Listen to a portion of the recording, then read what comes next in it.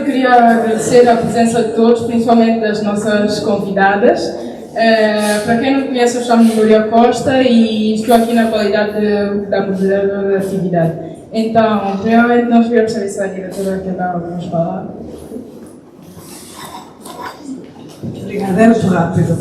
É só para, por um lado, começar por dar os parabéns aos nossos alunos, que às vezes são chatos, depois não querem estudar, mas quando é preciso trabalham e dão muito orgulho à escola. Estou muito contente com mais esta atividade que está inserido no projeto que eles têm do PURPAVC. Agradecer aos convidados, às convidadas, sobretudo à Sra. Ministra, muito obrigada pelo vosso tempo em vir aqui. Acho que é muito importante para os alunos perceberem que os adultos também os apoiam e estão disponíveis quando eles precisam, e desejar que a tarde corra bem e que a palestra seja boa para todos. Muito obrigada. Obrigada.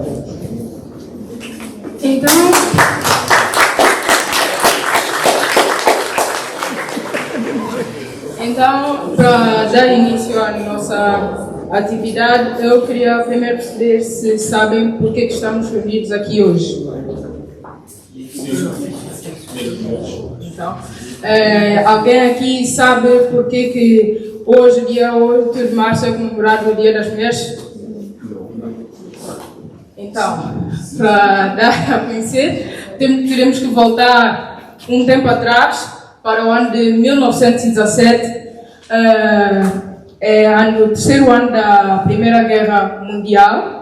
E então, nesta situação, vemos os países protagonistas da guerra já um pouco esgotados, principalmente os cidadãos. Então, neste cenário, 19 mil mulheres russas, operárias, decidem ir às ruas reivindicar pela situação de trabalho, condições de trabalho e de vida. E então, com este ato de coragem, muitas mulheres acabaram por falecer neste ato. E então, passados uns anos, em 1975, a ONU decidiu proclamar este dia como o Dia Internacional da Mulher. Então, foi muito os desafios que passamos para chegar aos dias de hoje. Claro que ainda temos muita coisa a ultrapassar, mas então hoje decidimos que vamos ter uma perspectiva de como estamos no âmbito da mulher na política, na economia e na tecnologia. Com isso, vamos ter a ajuda dos meus dois colegas, primeiro com a política, a Joana Castro e o Denzel de Abreu, e com a ajuda da nossa convidada Ilza Vaz, que integrou-se na vida política em 1999, ocupou diversos cargos nas estruturas partidárias, membro da Comissão Política do Conselho Nacional, vice-presidente do Conselho de Jurisdição do Partido ADI, e ocupa atualmente o cargo de Ministra da Justiça, Administração Pública e Direitos Humanos.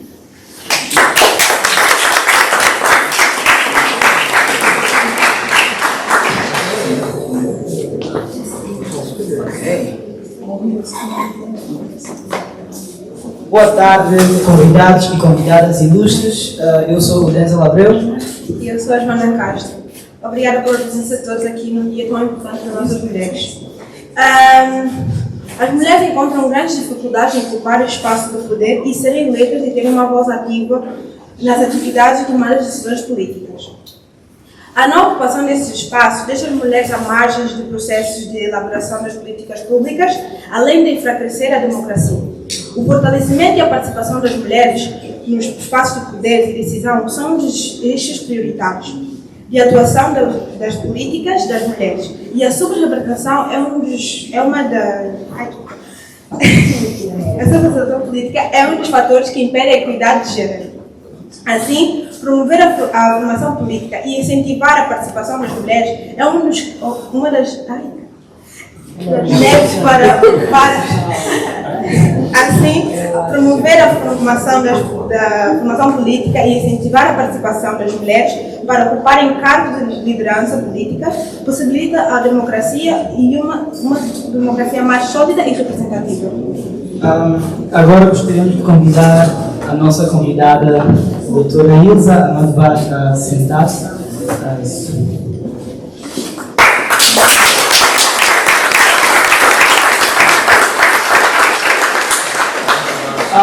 Gostaríamos de saudar a nossa convidada, Ilza Matovaz, e os mais presentes cá, para agradecer a sua presença neste dia de ilustre e por ter feito um espaço no seu calendário que deve ser muito cheio.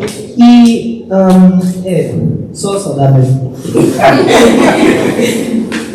Sem mais demora, queríamos começar esta entrevista por perguntar como foi a sua integração na política, quais foram os motivos que a levou a tomar essa decisão e entrar na vida política, sabendo que é algo muito delicado nos dias de hoje, devido a um estereotipo do nosso país, de que todos só pensam em si e não no país. Boa tarde. Inicialmente, cumprimentar a diretora, os colegas do painel, as jovens e os jovens professores, felicitar pela iniciativa e, sobretudo, por pensarem em convidar pessoas das várias áreas da sociedade para falarem nesse dia tão importante que é o dia 8 de março, Dia Internacional das Mulheres. Posso colocar no pé? É o Dia Internacional das Mulheres. Sou política, sim. O que é que me levou a ser a envergar por esta via, ainda mais quando há um estereotipo, não é? Que os políticos são mal vistos na sociedade. É isto, resumidamente, essa questão.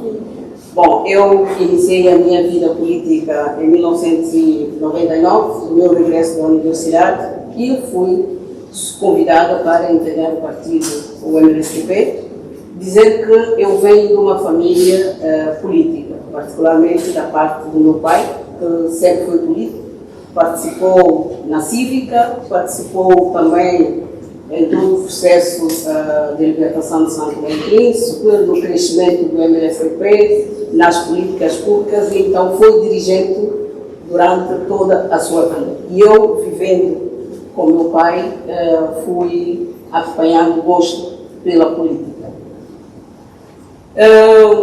Fazer política, todos nós fazemos, indiretamente, porque o ser humano vive numa sociedade e cada medida que nós tomamos, aquilo que nós vamos fazer na sociedade, vamos pensando em nós e na sociedade. Então, só que há a política institucionalizada, que é essa política que vai permitir atuar na sociedade. E esta política, que em São Tomé tem conhecido dias não muito bonitos aos olhos da sociedade, é algo que é importante e deve ser feito, porque só através da política é que se consegue tomar medidas públicas, só através da política é que consegue fazer movimentar o país. Por quê? Porque toda a gente não consegue governar, não é? Então, nós transferimos competência a um grupo de pessoas e são essas pessoas que vão guiar a nossa vida.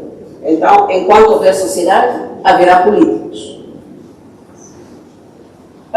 Se nós olharmos só pela parte negativa da política, então o mundo para. E a minha convicção ao fazer a política é que eu posso fazer política de maneira diferente. Todos não temos que fazer política da mesma maneira. E há maneiras positivas de fazer política. Então, a minha convicção, que foi transferida um bocado pela educação que tive do meu pai e dos conhecimentos que eu adquiri, permitem ver a política de uma outra maneira, como uma via para contribuir na mudança do país.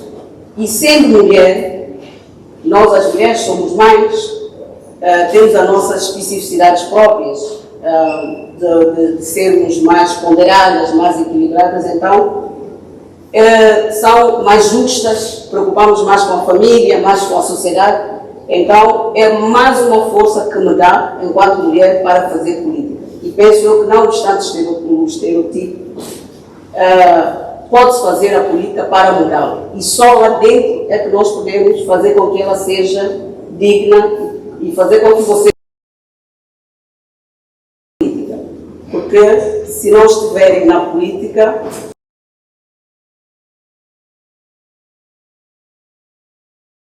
tomar medida, tomar decisões.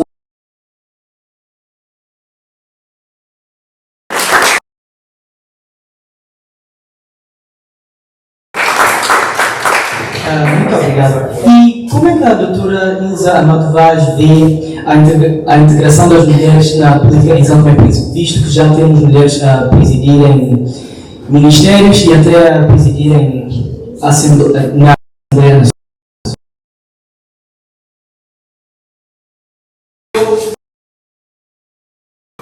Eu fico de pé porque, como também fui professora, então acho que fico mais.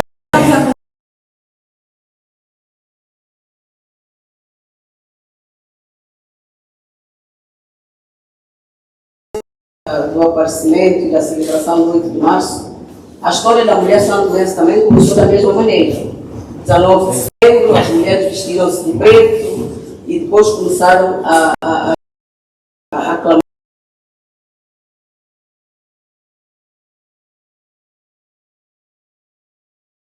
a participação delas diretamente para conseguir. O que quer dizer que nada foi dado.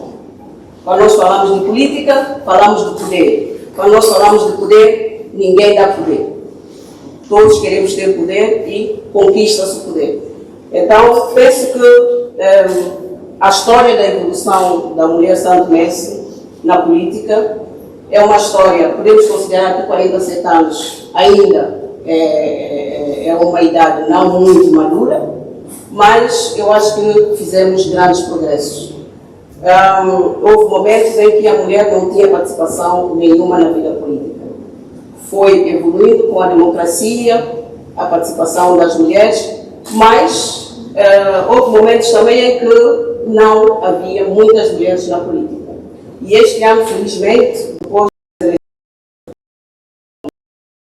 2022, nós constatamos é que há muitas mulheres que tiveram.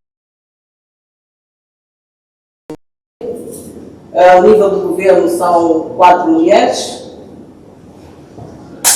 Temos também, ao nível dos ministérios, das direções, representações femininas. Penso que é uma evolução positiva e temos que continuar a trabalhar. É preciso que, de geração em geração, as mulheres preocupem-se mais para ter uma vida ativa na política. Por isso, acho que vejo com os bons olhos, é um caminho. Não quer dizer que já ganhamos.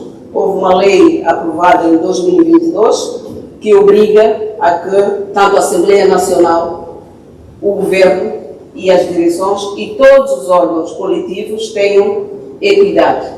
Quer dizer que 40% tem que ser mulheres. Porque nós somos 51% da população santomense. Então, se naturalmente os homens não nos dão poder, então, por força da lei, são obrigados a darem-nos os 40%.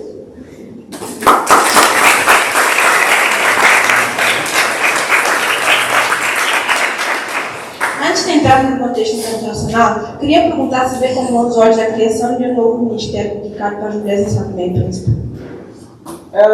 Sim, vejo com bons olhos, mas não sei se eu posso também fazer pergunta do outro lado. Gostaria de saber se, antes de eu dar a resposta, se para os jovens ou as jovens, o que é que acham do Ministério do Direito das Mulheres?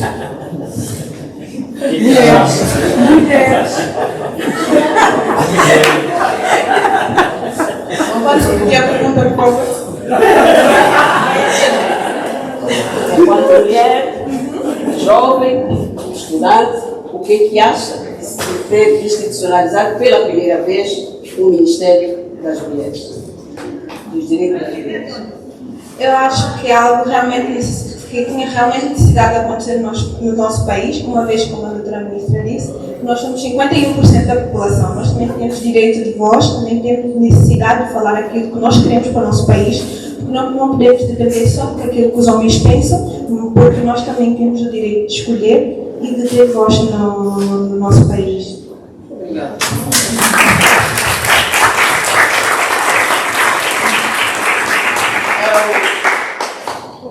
A resposta é mesmo essa. Só para contar, eu, antes de escrever um livro que depois oferecerei à escola, tinha a impressão que não era necessária nenhuma política específica para as mulheres. Porquê? Porque eu olho para mim e não tive nenhuma dificuldade em fazer aquilo que queria.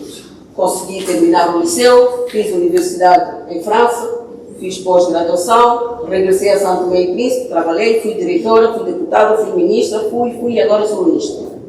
E então, em princípio, deveria ser algo de normal. Quando eu comecei a trabalhar, foi-me feito um desafio para analisar a situação da mulher na política santoense e eu reparei que isto, o meu exemplo, talvez não seja a regra. Por quê? Porque uma mulher, ela é profissional, ela é mãe, as estruturas partidárias não são concebidas para atender às especificidades da mulher. Imagina que é uma política que tem um bebê. As reuniões políticas começam a partir das 18 horas. O que é que ela vai fazer com o bebê? E a tradição santomense, os homens são pouco ativos na família. Quer dizer que ele está na rua. Quem cuida do bebê? Ela vai ter que dar prioridade a quem? A bebê. Ela vai abdicar da sua possibilidade de ser política. Quando há problema, os pais se abandonam a mulher, ela muitas vezes tem que tomar conta dos filhos, talvez não vai fazer a licenciatura, vai decidir fazer o quê? E vender no mercado. Então, a mulher militar, ela está na mesma situação. Por que ela não é nomeada para capitão? Talvez porque o poder está nas mãos dos homens, não seja tão fácil. Então, é necessário, efetivamente, que em todas as áreas da política, em todas as áreas econômicas, em todas as áreas sociais e financeiras do país, se tome em consideração o aspecto de gênero. É preciso que políticas direcionadas sejam elaboradas e implementadas para que os problemas que existem sejam superados. Por isso, o propósito da criação desse Ministério de Direito das Mulheres para trabalhar no sentido de haver maior... Ninguém quer ser mais do que o homem. Não. É para nós podermos, conforme determina a Constituição, para que o homem e a mulher sejam iguais em direitos e em obrigações. Por isso eu fiz o Ministério do Direito das Mulheres.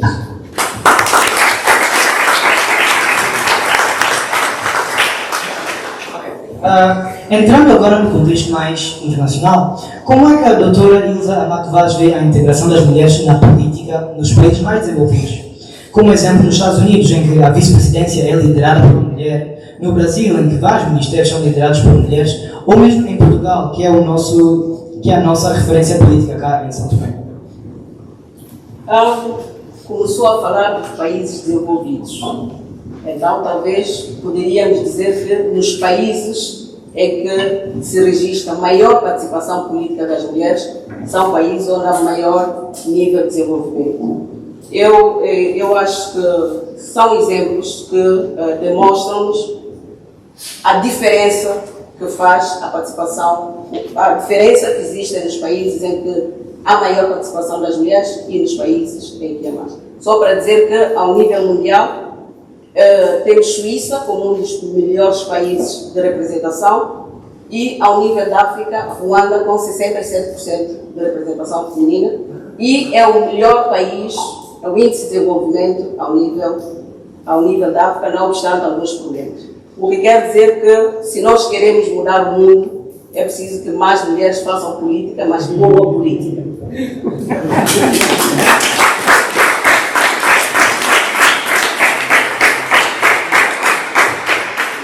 Assim chegamos ao fim da nossa entrevista. Queria agradecer a todos cá presentes e perguntar à doutora Ilza se tem algo a dizer ou aconselhar as mulheres que pretendem entrar no mundo da política para o bem do nosso país e da democracia.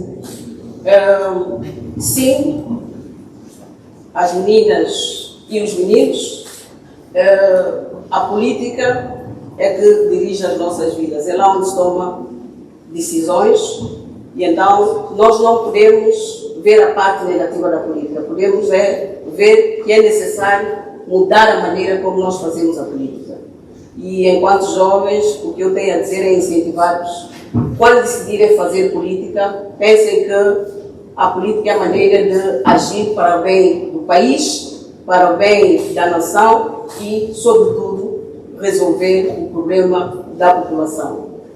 Todos os outros tipos de político não são o que um país merece, então não façam o que acham que é negativo, façam uma política para o bem do país, esperando que contribuam efetivamente para que os vossos filhos, quando vierem também, terão um país diferente, terão políticos que poderão inspirar os outros. É isso que nós queremos. Muito obrigada.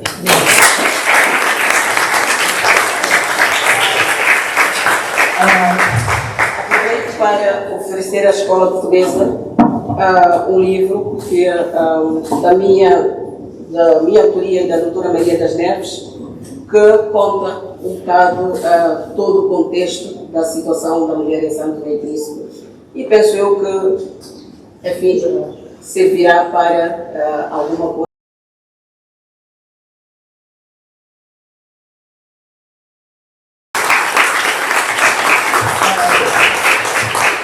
Isto é tudo. Muito obrigado novamente pela doutora Ilza Amado Vaz pela sua presença. Obrigada. Foi um prazer.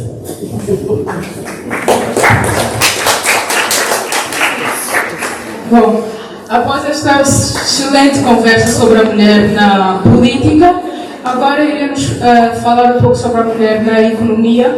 Então, eu irei passar a palavra aos meus colegas Mauro Domingos e a Diana Guiar, com a ajuda da nossa convidada Josina Molina, que desde 2003 é sócia-gerente da empresa Aquasec, presidente da Associação das Mulheres Empresárias e Profissionais de São Tomé e Príncipe e consultora, formadora e mentora em criação e gestão de negócios. Com licença, boa tarde a todos, mais uma vez. Antes de qualquer coisa, gostaria de apresentar-me.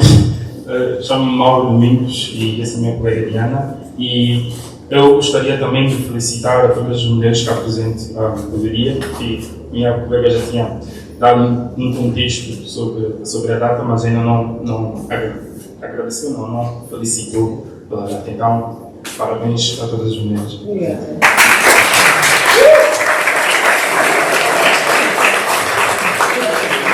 Olá, muito boa tarde. Então, para começarmos uma conversa sobre as mulheres na economia, iremos chamar para sentar-se aqui conosco a empresária e presidente da Associação de Mulheres Empresárias e Profissionais de São Tomé e Príncipe, doutora Josina Molina. Uma salva de palmas, por favor.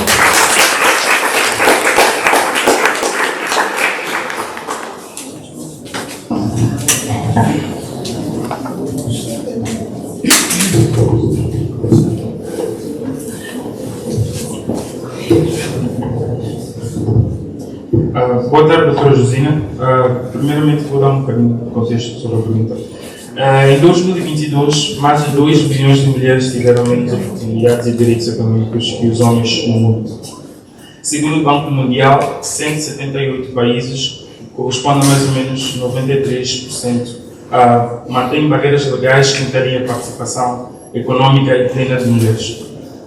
Sendo assim, como a senhora avalia a representatividade das mulheres na liderança empresarial e econômica atualmente? Em primeiro lugar, boa tarde a todos, os presentes, alunos, professores, pais, senhora diretora, e também para agradecer o convite do grupo de alunos que está a organizar este evento. Partindo para responder a pergunta, como é que eu vejo a representatividade, vou falar um pouco de São Tomé, né, que é o nosso contexto. É assim, como acabou de dizer a doutora Ilza Amado Vaz, nós mulheres aqui somos 51%, mais ou menos 51%. Mas não obstante este número, em termos de representatividade em diversos setores, nós estamos nesta ordem de grandeza, não é? E a nível empresarial as coisas não são assim tão diferentes. Falar da representatividade da liderança no mundo empresarial, na economia, eu primeiro vou separar, né, dois setores do setor privado, que é a economia formal e a informal. Quando olhamos para a economia formal, e eu tinha visto o último recenseamento das empresas, diz que em 2019 34% de empresas tinham responsáveis máximos mulheres. O que aqui significa quer dizer que somente nas empresas formais, só 1/3 das mulheres é que tomam as decisões, não é? Ou seja, 66% de homens. Portanto, os homens dominam o mundo empresarial, o mundo formal. Quando vamos para o setor informal, as coisas invertem-se um pouco, não é? E vemos que realmente o setor informal tem um rosto feminino, mais ou menos 70% das microempresas do setor informal são lideradas por mulheres. E isto tudo porquê? Porque no nosso país ainda, como todos sabem, existe um desequilíbrio em termos económicos, sociais, de mulheres e homens. O desemprego é grande, mas quem é mais afetado pelo desemprego são as mulheres e os jovens. Também as mulheres, isso já está a mudar, mas também as mulheres têm menos instrução, até a data de hoje. E também, como já foi dito aqui, elas também são responsáveis pelas suas famílias. 41% das famílias são chefiadas por mulheres. Então, isto tudo, não é? Desemprego, nível económico baixo, baixa instrução, tudo isso, elas encontram um refúgio, né, no empreendedorismo, como uma forma de sustentar as suas famílias, os seus filhos, portanto, e conseguem isto, né? E sabemos que muitas mulheres nessas condições conseguiram formar os seus filhos que hoje são dirigentes ou que estão em boas posições de poder e decisão. Portanto, são mulheres batalhadoras, não é? E é o que nós vemos em São Tomé, como em África, né? As mulheres são os seres assim, mais ativos no mercado, né? Com um senso de oportunidade. Só que precisam de se organizar, precisam de, precisam de ser ajudadas também, né? Com políticas pelos homens, pela sociedade, para que elas transitem, né, do setor informal para o formal, ou seja, dos setores menos lucrativos para os mais lucrativos. Né? Eu também fui pesquisar, pedi ali ao guichê único os números, mas eles não conseguiram dar os dados a tempo, mas garantiram-me que cada vez mais mulheres estão a iniciar novos negócios. Okay. Talvez os dados possam ser mais positivos, há alguns desafios, elas ultrapassarem alguns desafios. É isso. E quais são os desafios?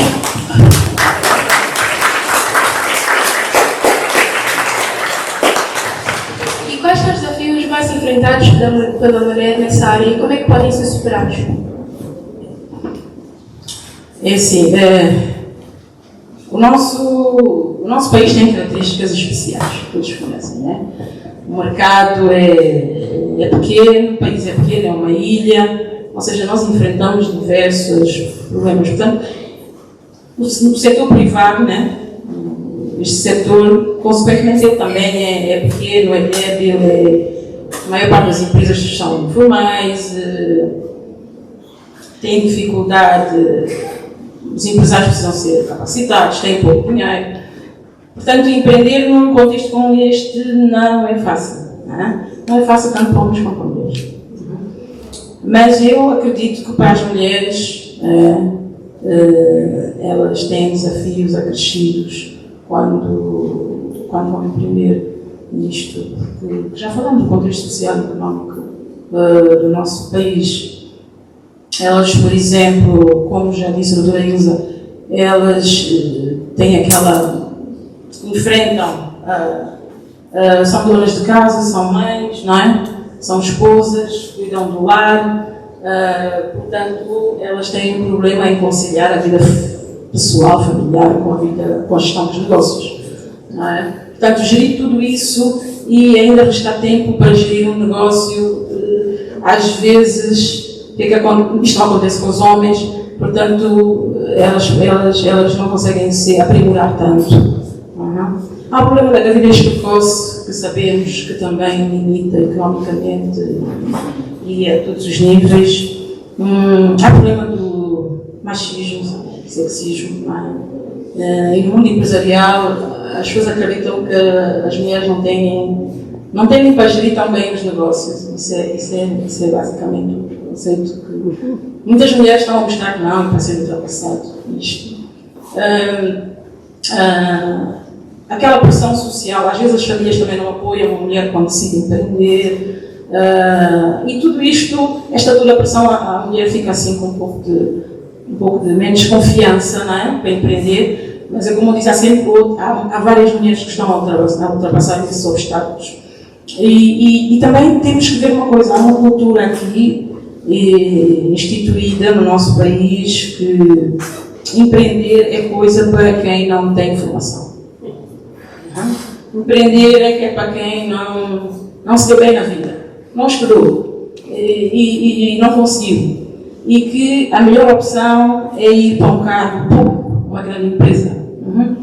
E uma pessoa que estuda e para tomar esta decisão de se tornar empresária, toda a gente diz, mas porquê estás a fazer isso? Isto está a acontecer comigo, eu digo que vai acontecer comigo, mas porquê estás a fazer isso? Então estavas tão bem ali em coisa e agora estás aqui. Isto é temporário, né? Depois vais, não é? Acontece isso bastante. E são várias questões, o machismo, também há que dizer a verdade, às vezes as mulheres têm pouco preparo, por tudo que eu já disse atrás, pouco preparo, elas têm alguns problemas na parte financeira e administrativa, nos negócios, isso também para os homens também, não é? E também eu considero que ainda não há, assim, muitas políticas ou políticas claras que estejam a promover e apoiar o empreendedorismo feminino. Tu falaste de como superar, quer dizer, tudo leva o seu tempo, não é de um dia para o outro, mas eu penso que as mulheres podem procurar se organizar melhor, pedir ajuda, confiar mais, delegar mais, para que elas tenham uma rotina e tenham tempo para dedicar ao seu negócio. Elas podem procurar conhecimento para ultrapassar muitas barreiras. Os homens têm que ajudar, né? Também pode ser assim. E há muita coisa a ser feita. A mulher também tem uma questão, casa, trabalho, casa. E no mundo dos negócios não pode ser assim. Nós temos que ter conexões, nós temos que ter networking, temos que conversar, né? Muitas vezes os homens estão em grupos num bar a dizer, olha, eu às vezes tento estar nesses grupos, é difícil. Há um terreno à venda, há um empresário que veio, há não sei o quê. As mulheres estão um pouco fora disto tudo. E é isto que precisam dar. Elas precisam criar uma rede de networking. Também têm que deixar de ter medo de falar sobre dinheiro, sobre negócios. Quando as mulheres se encontram, o que é que elas falam? Não sei. Eu felizmente consegui criar um grupo de mulheres que falam sobre negócios. Nós vimos que era importante criar e nós nos reunimos de 15 em 15 dias e falamos sobre negócios. Eu agora tentar convidar muitas mulheres e elas o grupo também não precisa ser muito grande, não é? Mas é só para nós começarmos a libertarmos, não só falar dos nossos filhos, do que é que acontece em casa, dos problemas, porque isto é bastante importante, não é? Entre outras coisas. A próxima pergunta seria: qual é a importância da diversidade de género na tomada de decisões empresariais e na criação de políticas económicas? Eu tive alguma dificuldade com esta pergunta, mas qual a importância da diversidade de género na tomada de decisões empresariais e na criação de políticas económicas?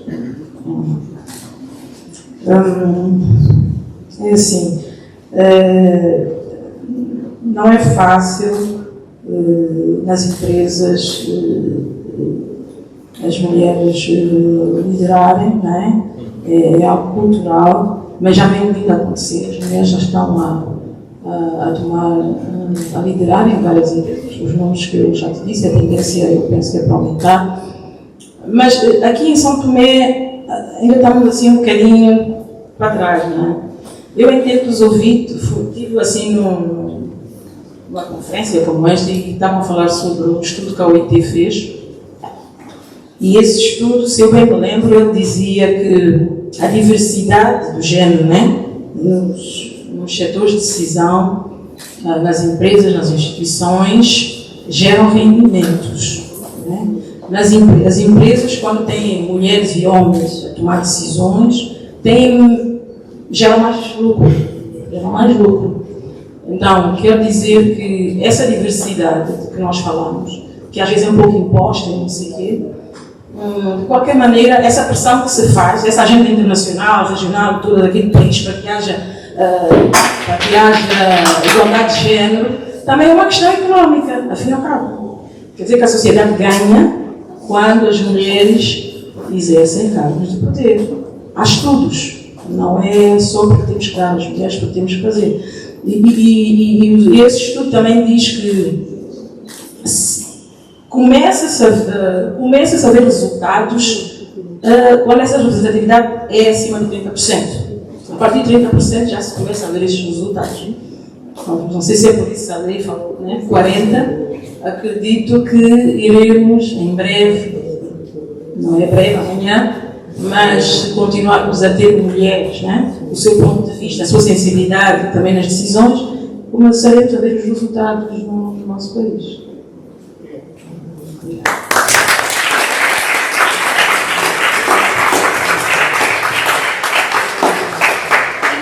Políticas públicas e as empresas podem promover a igualdade de género no ambiente de trabalho e na oportunidade de acesso? Acabamos de ouvir, não é? Uma política pública que promove esta igualdade, a lei da paridade. Acho que ainda. Quando é que irá ser aplicada? Já está em vigor? Sim. Novembro. Okay. É um exemplo de uma política pública a promover a igualdade de género. E vemos isso muito. Eu, por exemplo, eu vejo isto muito acontecer quando estamos a nível dos governos. Nós vemos que na administração pública há mais mulheres do que homens, mas nos cargos de decisões estamos ali paulatinamente a conseguir chegar aos números. Com a lei da paridade, acho que as coisas, né, vão pelo menos ter que seguir os 40%, que é bom. Nas grandes instituições também vejo isso. Eu vejo muitos concursos públicos que promovem isso e no fim a gente vê, temos preferência pelo sexo feminino. E eu já ganhei um concurso público, eu acredito também por eu ser sexo feminino, ajudou em alguma coisa, não sei. Nas empresas privadas é mais complicado, eu acho. Não é? Estamos no foro privado. Em São Tomé, a maior parte das empresas tem um único sócio. A maior parte das empresas tem um único sócio. Sociedade por cotas e não sei o que, ou sociedades anónimas são poucas. Tem muitos sócios. Portanto, na liderança dessas empresas, que são micro, pequenas, médias empresas, é uma pessoa que decide. Não é? E vai depender muito dela também, da sua instrução, da sua abertura para estes valores. Portanto, este é um assunto que tem que ser falado para que estes valores cheguem às pessoas. Não é? Eu conheço muitas empresas que logo no recrutamento elas veem, têm filhos pequenos? Não, porque vai haver uma emergência e ela vai sair no horário de trabalho. A idade de estar quase a engravidar, casou agora, também não. Muitas vezes marcam uma reunião importante também nas empresas, no fim do expediente.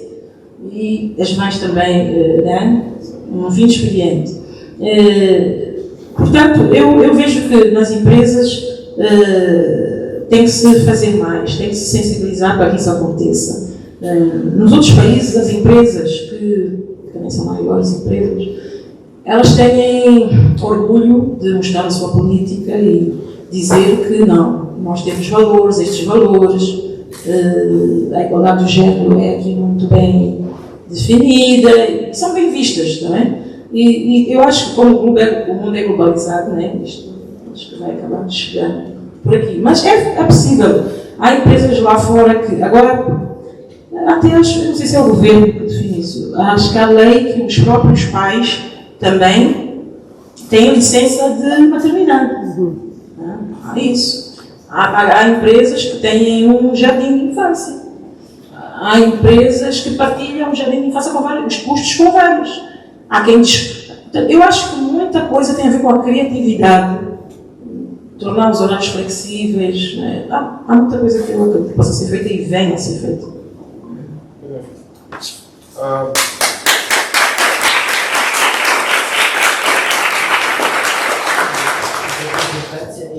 Bom, como acho que a minha colega Núria já tinha dito, a doutora Josina, além de possuir sua própria empresa, também é presidente da Associação das Mulheres Empresárias São Tomé e Príncipe.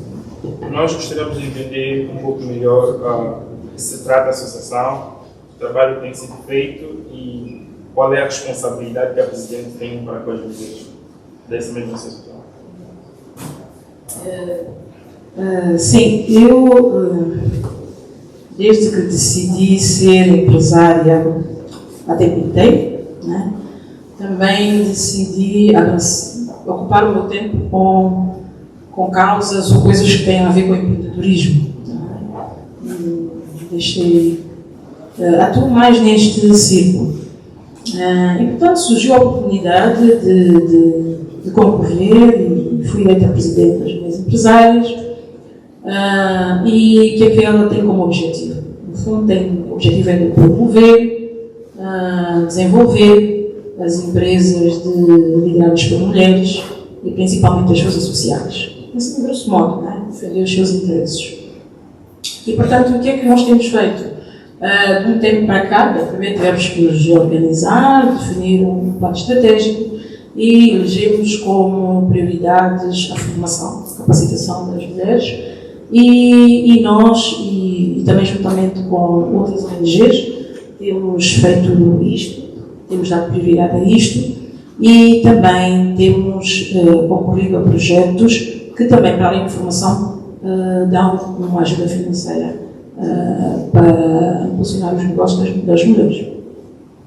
A minha responsabilidade é evidente, né? Eu sou responsável por liderar as atividades da associação, né? Faço parte da direção, mas o que eu quero aqui dizer, e no fundo também, em forma de desabafo, eu penso que a nossa sociedade não tem assim muito espírito, cultura associativa, e as associações, as associadas, talvez também não se aproximam tanto, não fazem o seu papel, não é? Para que haja uma associação, a associação existe por causa dos associados, para defender os interesses associados.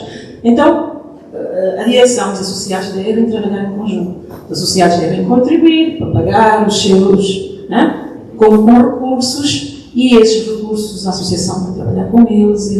Portanto, tem que ser um trabalho em conjunto. E é isto que em São Tomé a maior parte das associações vivem assim, não chegam a atingir o seu potencial, porque é difícil o trabalho em conjunto.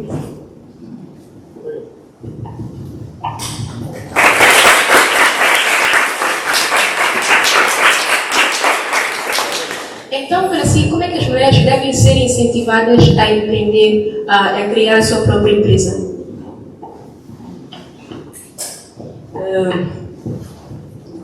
Eu penso que as mulheres já estão a criar as suas próprias empresas, não é? Já estão a criar as suas próprias empresas e eu penso que é muito importante que elas criem as empresas. Mas a grande questão é, se elas já estão a criar as empresas, quer no formais, eu penso que o mais importante é que elas transitem do setor informal para o setor formal, né? E que haja políticas que incentivem isto. Eu vi uma vez um estudo feito por um consultor nacional com um número assim ainda grande de empresas que mostram perfeitamente que a informalidade, né, embora ajude a sustentar muitas famílias, é um mau negócio, tanto para o país como para os empreendedores. Por quê? Porque dá um pouco de rendimento, quase que não gera emprego,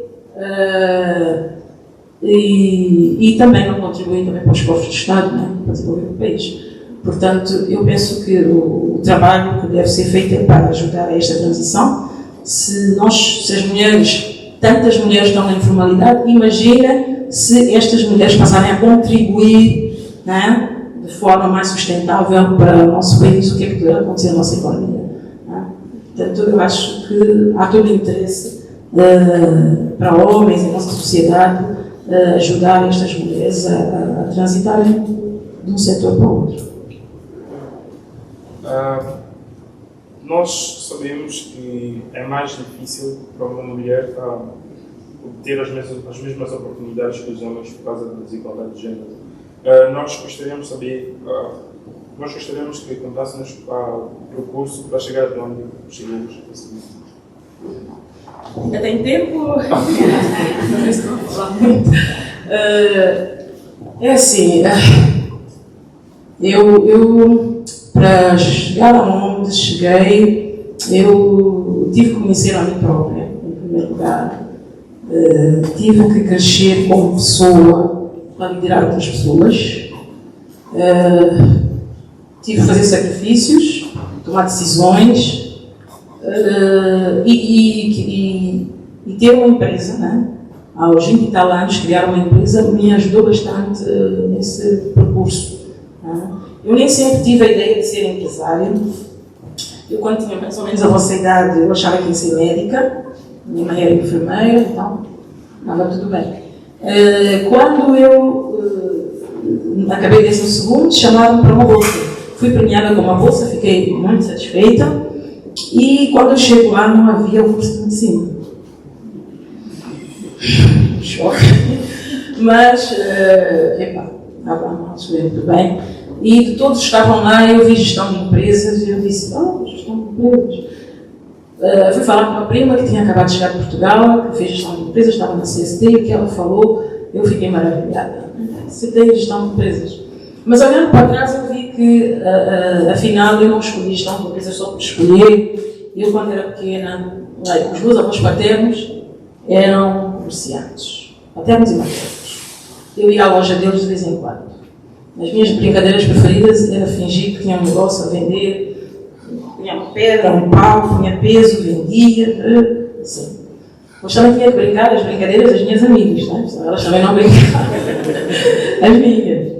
Depois também, a falar com o meu irmão há alguns tempos, ele me lembrou de um episódio muito giro. Ele disse, Josina, tu foste, ele usou essa palavra, foste sacana comigo, porque tu desde pequenina já tinha jeito para vender e não sei o quê. Eu disse, mas o quê?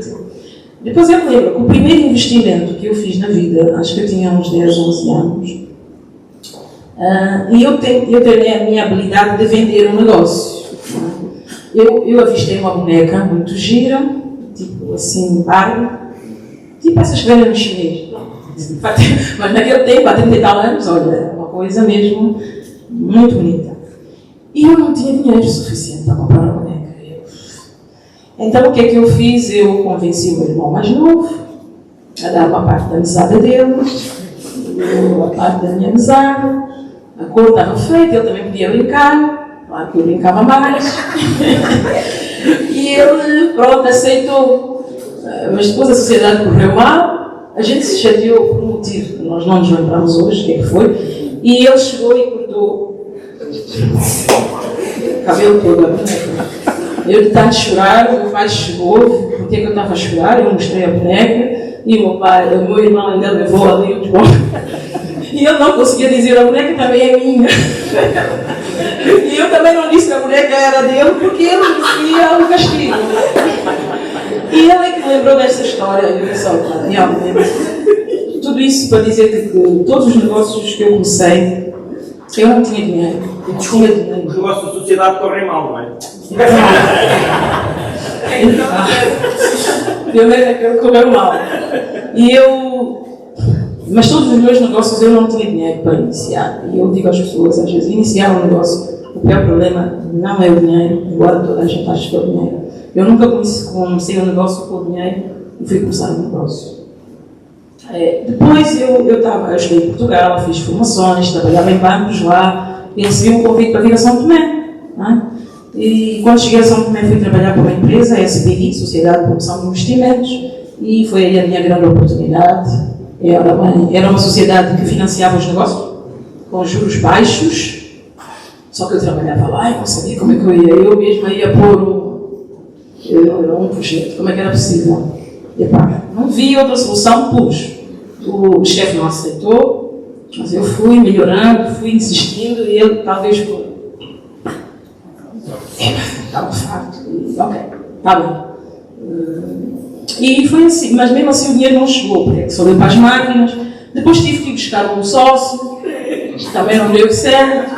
Depois tive que comprar a participação dele, pus as minhas poupanças, não chegou.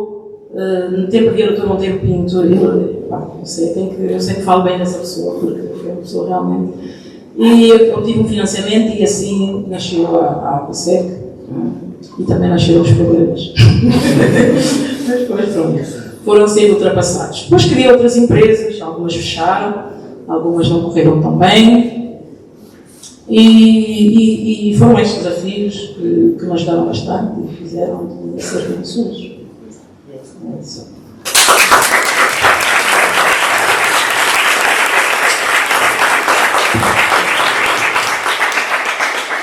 Para encerrar a nossa conversa, quer deixar algum conselho para as mulheres que pretendem empreender e alcançar uma liberdade económica financeira?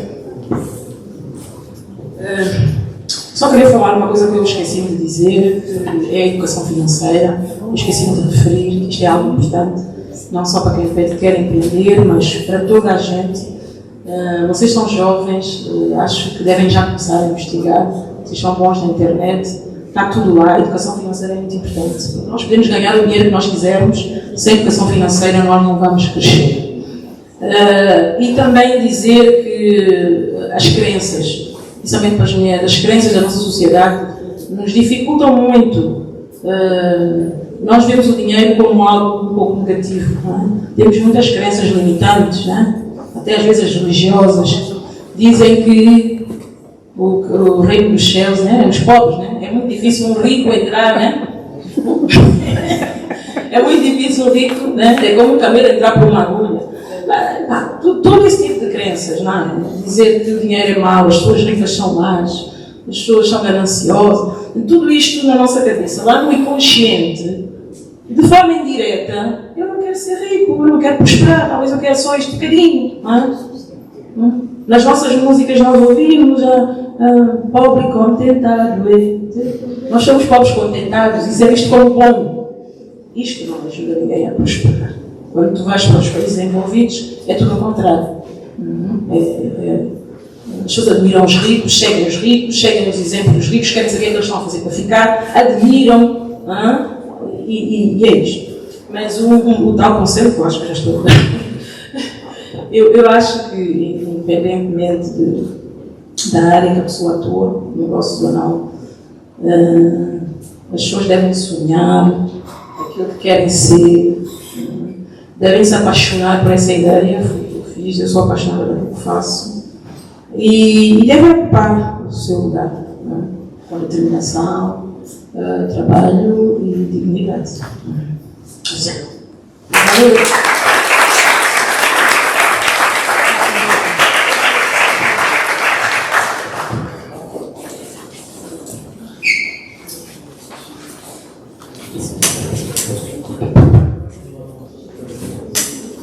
Bom, agora já conseguimos entender melhor o papel da mulher na política e na economia.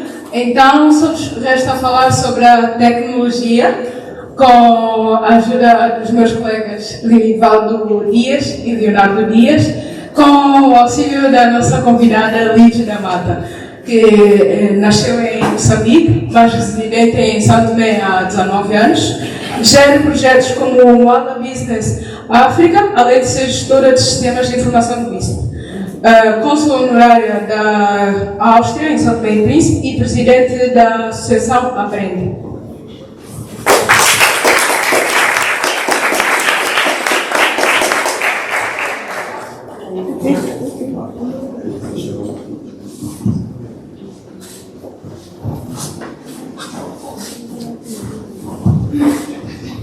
Então, olá Pedelites, seja muito bem-vinda. Quero, no meu lugar, agradecer em nome da Escola Portuguesa por ter aceito o nosso convite. minha parte, da parte do meu colega, da parte dos professores, da diretora da escola, nós todos temos todo o prazer do mundo por estar aqui consigo hoje. Mas,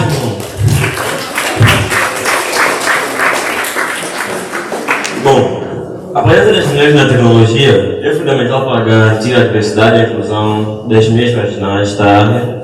No entanto, existem diversos desafios, como a falta de representatividade, estereotipos de gênero e discriminação.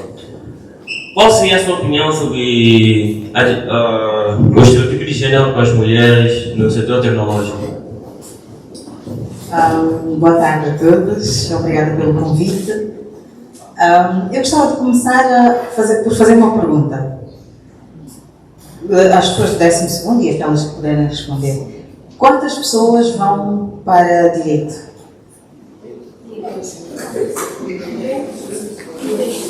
Acho que está a ultrapassar a moda. Ok. Quantas pessoas estão em Artes? Aqui não havia. Não tem Artes, ok. Agora já, mas neste ano é primeiro. Okay. E cursos de Tecnologia ou Ciências? Pois. Muito bem. O estereotipo existe, não vamos fingir que não existe, porque efetivamente e infelizmente os cursos de tecnologia ou de engenharia estão sempre associados aos homens. E quando uma mulher levanta o braço, quando uma mulher chega à frente e diz que quer fazer um curso de tecnologias, é olhada como quem... Que tipo de mulher é esta? Como é que é possível? Que vez ir para letras? Como é que vais tratar de um computador? Como é que vais estar embaixo do sol por fazer um curso de engenharia civil ou mecânica? Então, existe sim. Mas eu fiquei contente, esperava que realmente houvessem mais pessoas a tentarem fazer cursos que não fossem de tecnologia. E eu acho que realmente São Tomé está a mudar este estigma e os jovens hoje já percebem que realmente não existem cursos para mulheres nem para homens.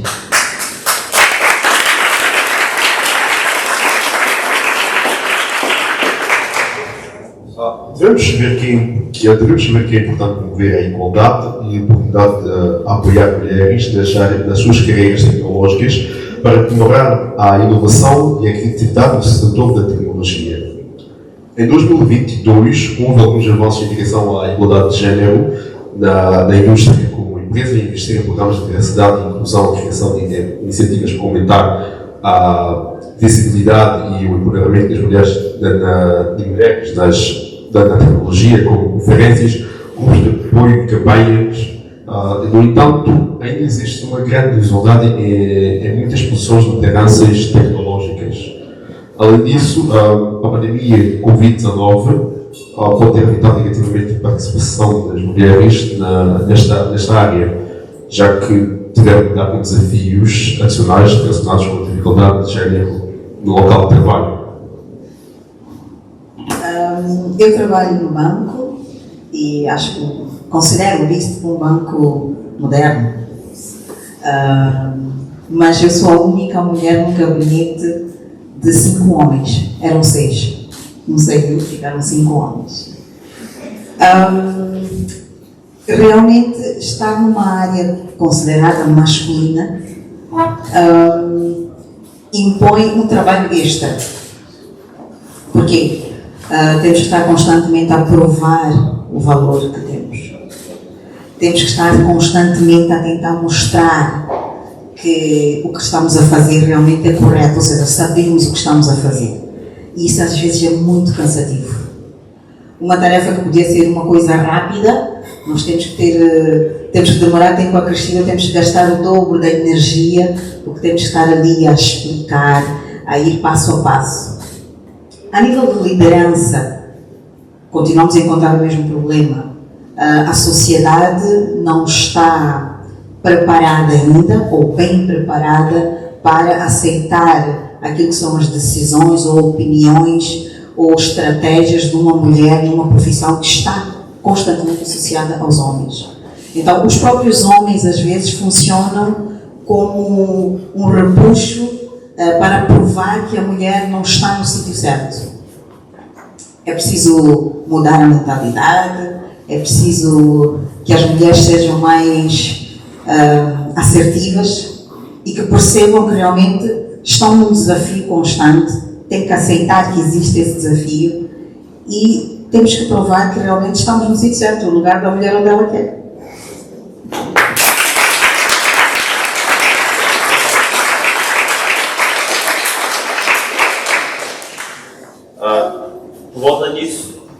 Volta disso, quais são os desafios mais comuns enfrentados pelas mulheres nesta área? Como acho que as duas convidadas mencionaram, a mulher tem trabalho extra a nível social, familiar. A maior parte dos negócios, das reuniões, são ao final do dia. E nós, como temos a tarefa acrescida da família, da responsabilidade dos filhos, da família, do cão, gato, casa, é sempre da nossa responsabilidade. Às vezes, o maior desafio é fazermos entender as pessoas que estão a orquestrar, não no sentido negativo, mas que estão a tentar envolver-se neste trabalho, de que realmente nós temos esta situação existe e que é preciso pensar nela antes de se entrar em qualquer projeto ou qualquer compromisso neste sentido. A Josina tinha mencionado que há empresas que têm uma creche, há empresas que facilitam as mulheres no sentido de que vamos organizar reuniões e projetos no horário que ela possa estar disponível, que entendem esta situação. Eu não acredito em privilégios. Se eu tenho um trabalho até, já aconteceu, ter um trabalho até às 6 da manhã, porque o banco tem que abrir, então a gente quer o seu dinheiro às 7h45, mas que eu percebi que os meus colegas têm alguma sensibilidade, mas que o topo da instituição não está preocupado com esta questão de que eu tenho uma família, a sociedade, a própria liderança julga-me pelo meu empenho, sem pensar que os meus colegas têm a esposa que está em casa a cuidar dos filhos.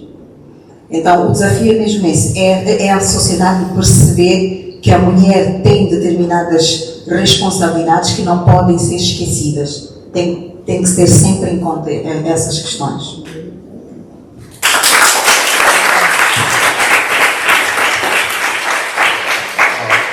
O que é o Dr. Rodrigues faria para apontar esta realidade? O que eu faço? É sensibilizar as pessoas e fazê-las entender que a pessoa está disponível, tem competência para desempenhar aquela tarefa, mas que realmente há coisas que podemos negociar.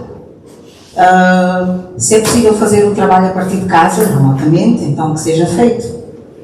Hoje em dia já não é difícil, o Covid provou que o trabalho remoto é funcional e, portanto, não há necessidade de estar no escritório ou fisicamente ali sentada para as pessoas verem. Mostrar que, efetivamente, se a minha palavra é A e que eu acredito que se eu puxar este cabo, as consequências são A, B e C, elas realmente são essas. E ter responsabilidade sobre o trabalho e sobre as consequências daquilo que eu estou a emitir como mensagem, como profissional.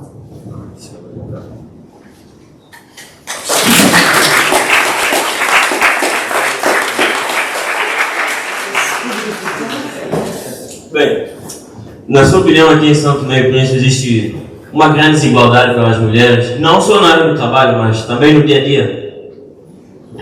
Sim, existe, não só em São Tomé, mas não só em África, mas noutras paragens. A Núria mencionou no início da palestra que foi em 1917, certo? Exato, que ocorreu o evento, mas que só em 1975 é que foi efetivamente considerada uma data que deveria representar o Dia das Mulheres. Passou tanto tempo. Em São Tomé, só em 2022 é que se aprovou a Lei da Paridade. Então, é um processo. Existe. Temos que encontrar mecanismos e modelos de ter sempre representatividade. Através do meu exemplo na área de tecnologia, através do exemplo da doutora Ilse, através do exemplo da empresária Josina, perceber que é possível. Não é nada transcendente, que existem dificuldades, as dificuldades são normais, estão lá, e que não é preciso ter medo. Empreender custa, ser ministra custa, mas não há lugares vazios. Se não fosse a Josina, seria uma outra pessoa, se calhar com muito menos competência, a fazer um trabalho pior. Se não fosse a doutora Ilza, seria uma outra pessoa com menos competência, se calhar a fazer um trabalho muito pior. Se não fosse eu, se calhar seria uma outra pessoa, que se calhar podia fazer um trabalho, não digo como eu é o melhor, mas muito provavelmente poderia não representar a classe feminina da melhor maneira. Então é preciso termos representatividade, é preciso educar as mulheres, é preciso educar os homens a aceitarem que as mulheres têm responsabilidades acrescidas, mas que podem ser partilhadas. Se os homens ajudarem, por exemplo, na questão das vidas domésticas, ajudarem na questão do cuidado com os filhos, se calhar a vida das mulheres será muito mais facilitada. Se o homem perceber que a mulher está numa reunião até às 20, até às 21, até às 22 e não fazer disso um empecilho, então estaremos a ajudar e a passar a mensagem aos nossos filhos de que isto é uma situação normal. A sociedade tem uma tendência a condenar as mulheres que ocupam estas posições. Infelizmente. E isto a todos os níveis. A sociedade condena a mulher que tem sucesso. E que eu acho que é uma pena. Se a doutora Manuela é diretora, então isto é um bicho de 7 cabeças, como é que ela faz para cuidar? Não, ninguém. Se o homem consegue, a mulher também consegue. Exatamente. Ok.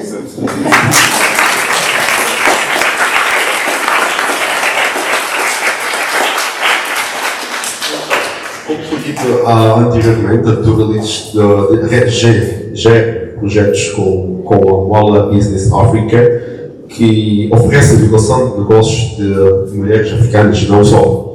Gostaríamos de entender um pouco de que se trata esta cooperação e que falamos um pouco também de como surgiu a ideia para a criação deste projeto.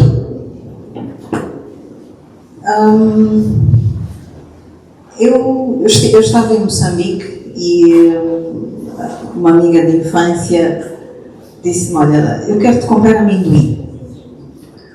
Vamos ali a uma esquina qualquer, assim, não, temos que ir até não sei onde, é o melhor amendoim de Maputo. Tu vais gostar. Ok, mas é uma loja? Não, é uma senhora que faz um amendoim dourado que é único. Eu sempre telefono para ela e ela fornece a várias pessoas e não sei o quê.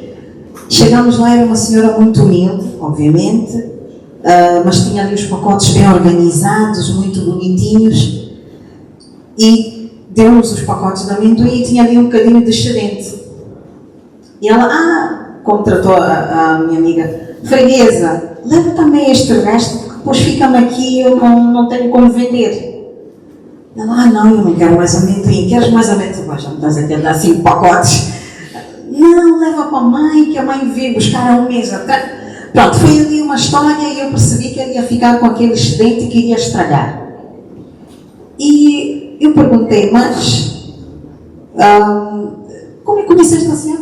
Conheci aqui, provei o amendoim e gostei. E eu percebi que existem mulheres que precisam de apoio para a divulgação de pequenos projetos que tenham. Ela não tem acesso à internet, provavelmente, tinha um pequeno Jojo, não é? Mas tinha e tem o melhor amendoim de Maputo, na opinião da minha amiga. Por acaso era muito bom o amendoim. Vim para aqui e experimentei exatamente a mesma situação. Existem mulheres que até têm negócios muito simpáticos e funcionais e a única coisa que precisam é de alguém para pegar naquele negócio, embelezar um bocadinho e divulgar na internet. Então o que eu fiz? Criei uma página na internet, criei um título e concebi esta ideia de que muitas vezes nós pegamos no nosso dinheiro e mandamos vir as coisas, o nosso mercado mais imediato é Portugal, não é? Coisas que nós podemos adquirir aqui localmente e fazer circular o dinheiro por aqui. Não tem porquê estarmos aqui na logística de transferir euros, transferir aquilo e aquele outro e tratar das alfândegas, quando aqui localmente podemos comercializar e fazer pequenas trocas. Quem fala daqui de Santo Tomé, fala de Moçambique para Santo Tomé, de Moçambique para Angola, de Angola para Santo Tomé e pronto, e outras paragens. Falei com várias pessoas que acharam o projeto interessante e a verdade é que descobri duas coisas. Que é possível, mas que as mulheres têm muito medo de empreender e assumir o empreendedorismo. 90% das mulheres com quem eu falei têm um emprego fixo numa instituição pública que garante o rendimento mensal, não é? E depois fazem o empreendedorismo muito acanhado como hobby. E acaba por nunca ser uma coisa muito séria para poderem se chamar efetivamente empresárias e empreendedoras. É uma luta, sim, mas eu acho que é possível conseguirmos alguma coisa. Já temos publicitado, a página é completamente gratuita, está ali simplesmente para servir como trampolim para quem quer ser publicitado, não cobramos rigorosamente nada. Simplesmente analisamos o negócio, já participamos num ou dois fóruns, fomos contactados por uma entidade que fornece bolsas para o Brasil, porque o que nós verificamos é que a maior parte das mulheres precisa de instrução financeira, política, seja o que for, a educação é a base de desenvolvimento para qualquer sociedade. E se temos mais mulheres do que homens, não estou a dizer nenhuma mentira, não é? Se conseguimos instruir as mulheres, teremos uma sociedade se calhar muito mais preparada para o que vem aí à frente, que acredito que não sejam tempos assim muito fáceis. Portanto, a Mola Business África é uma plataforma digital que serve exclusivamente para promover e publicitar o negócio de mulheres africanas.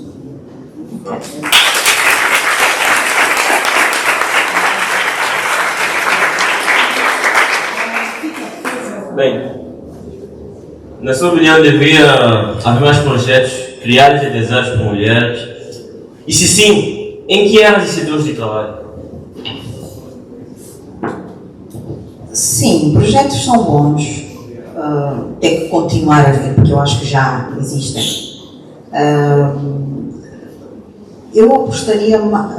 Os projetos servirão também para criar a tal representatividade que eu acho que é muito importante. Projetos a nível da educação, projetos a nível de saúde, de educação financeira, não é que está tudo incluído na educação, empreendedorismo. São projetos que eu acho que são válidos para a sociedade, para este modelo de sociedade que nós temos. As mulheres têm pouca instrução para poderem gerir o seu próprio negócio. E eu acho que criar um projeto com início, meio e fim é muito importante. Porque muitas vezes o que acontece é que o projeto é muito bonito no papel, funciona no papel, até começa, porque para mim a dificuldade não é começar. Mesmo nos negócios, a dificuldade nunca, ou quase nunca, é começar, mas a dificuldade é manter. Eu posso abrir uma escola, eu posso abrir uma loja, tenho espaço, consigo pôr o primeiro carregamento, mas e depois manter o negócio, manter a porta aberta. Então, estes projetos para mim pecam por não terem um fecho. Então, temos que começar, eu acredito que temos que começar a investir em projetos que têm início, meio e fim. Porque assim realmente conseguiremos ter medidas para poder avaliar e saber, ok, isto foi o resultado do meu projeto, é válido, vale a pena continuar, se não vale, então pronto, vamos criar uma coisa com base nesta experiência que não funcionou, que é para ver se o próximo tem as correções daquilo que não funcionou no anterior. Se forem este tipo de projetos, sim, valem a pena. Se forem aqueles projetos que estão bons no papel, começam porque tem que começar, tem que se lançar a primeira pedra, mas depois não há um segmento, não há um fecho, não há um fim, então não vale a pena.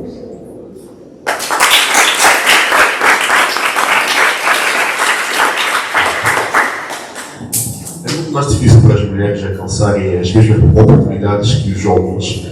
E a área de tecnologia não é uma exceção. Conte-nos um pouco sobre a sua caminhada até chegar onde está hoje.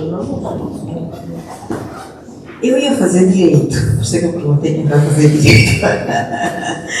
Só que, se não fosse direito, seria economia, o habitual curso para mulheres, não é? O habitual curso para mulheres.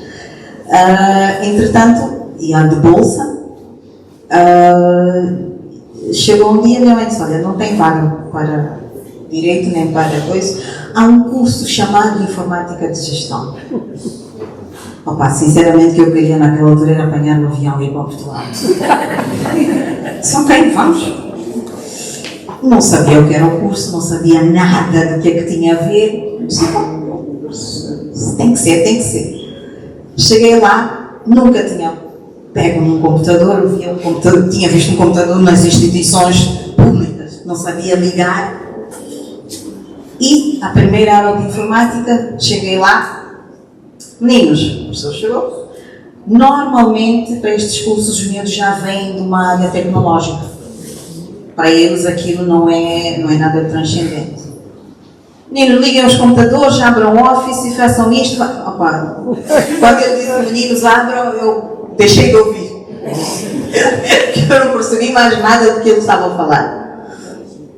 Fiquei lá sentada e fui observando os meus colegas a fazerem. E essa era a minha estratégia. Eu chegava no centro de informática mais cedo, sentava-me lá em frente a um computador, o mais próximo do outro, e esperava. Vinha alguém, como é que ele está a fazer? Ainda usávamos disquetes. E disquete era um luxo. Atenção, que ter uma disquete era um luxo.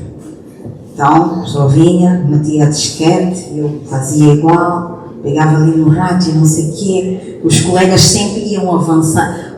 Se eu calhasse com um colega pouco esperto, então esse dia não rendia. Se fosse um colega mais ágil, ela não tinha que rendeu.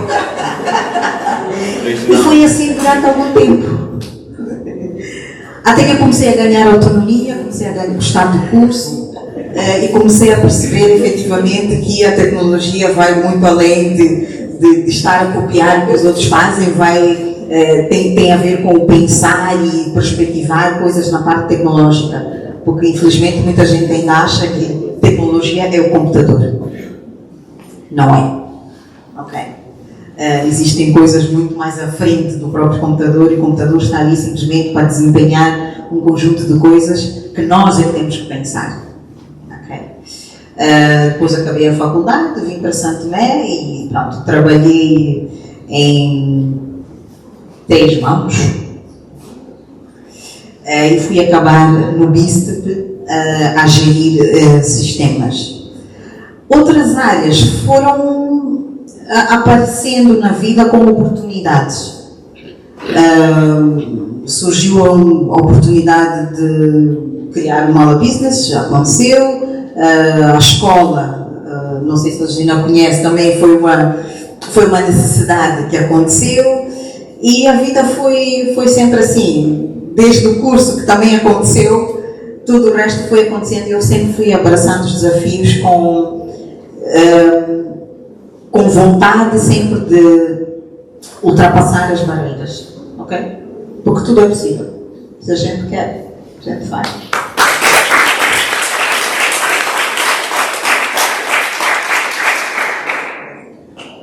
Bem, eu gostaria de continuar a entrevista, mas infelizmente já estamos a chegar ao fim. Mas gostaríamos de encerrar a entrevista com um conselho. Para as mulheres que estão a seguir esse caminho, o que elas deviam levar em consideração?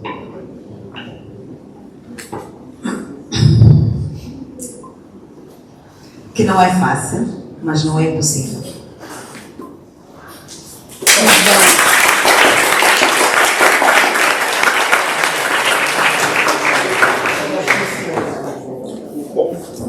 E assim concluímos. Muito obrigado pela sua presença neste debate. Foi um prazer. Pessoal, também agradeço a vocês por estarem cá e muito boa tarde.